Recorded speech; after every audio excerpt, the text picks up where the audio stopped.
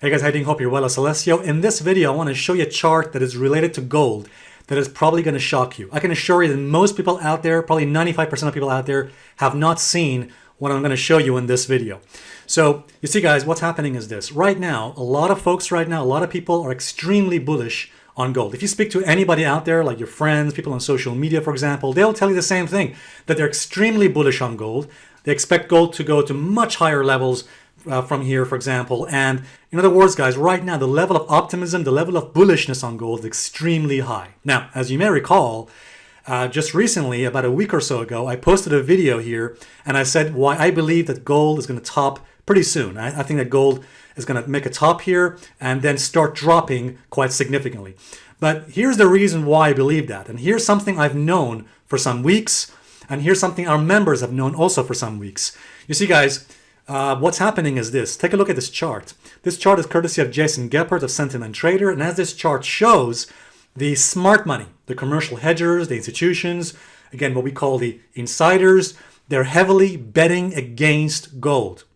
Yes, guys, you heard that correctly. The institutions, the smart money, is betting against gold, not for gold. All right, guys? So in other words, as you can see from this chart, the smart money is holding a very extreme short position right now on gold. In other words, the expectation of smart money is for gold to drop lower, not go higher. So again, this goes contrary to what most people are saying right now about gold. Most people, again, on social media, most people probably they're expecting gold to rally even higher from here to potentially 1,800 to 2,000 levels. Now, I should say it is possible and indeed probable that in the long term, gold will probably go up to the 2,000 levels. I think it's quite likely that in the long term, gold will probably reach the 2011 highs of 2,000, maybe even over the 2,000 level highs. The point is, though, that in the near term, in the short to medium term, it's likely that gold will go lower. It'll actually probably drop to some important support levels. In other words, guys, the balance of probabilities suggests that gold could be making a potential top very soon and start dropping quite significantly.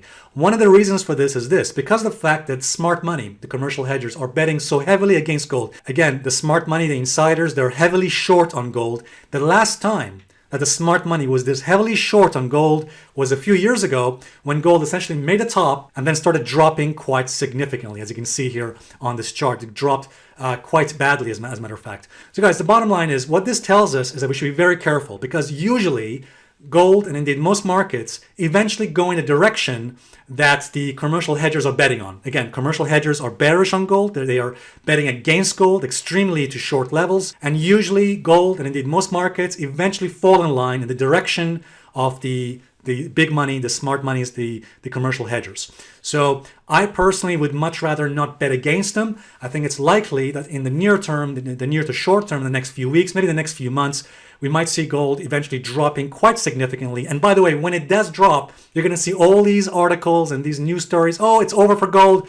Gold is dead. It's gone, all that kind of stuff. But the fact is, guys, that's likely to create another buying opportunity. So personally, for me, I'm waiting for a drop in the price of gold, similar to the institutions, similar to the smart money, and then I'm looking to buy at much lower, cheaper levels. Again, the only kind of folks who are buying gold at these high levels appears to be the dumb money.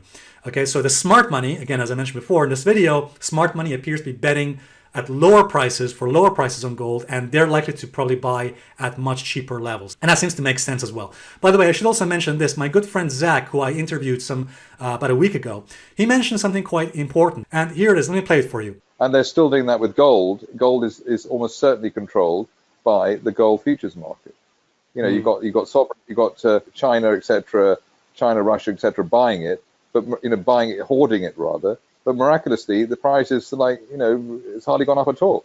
It's still, it's just where it was 7 years ago. So the alternatives to fiat currency are literally in the shot. They're in the firing line as far as the governments and banks are concerned. Gold should really be, for me, around 3, 4, 5,000. So the fact that it's only here at 1,500 is a joke. I mean, that to me, there is no way that if somebody told you 10 years ago that interest rates will be zero, there'll be QE, there'll be everything else, and gold will be the same or less than it is now, they think you were completely nuts. So guys, as you heard there, Zach is saying that it's likely that institutions, again, the big money players, they're probably not going to allow gold to reach those lofty higher levels near 2,000, 3,000. He said, as you heard there, that gold should have been at 2,000, 3,000 or even higher by now.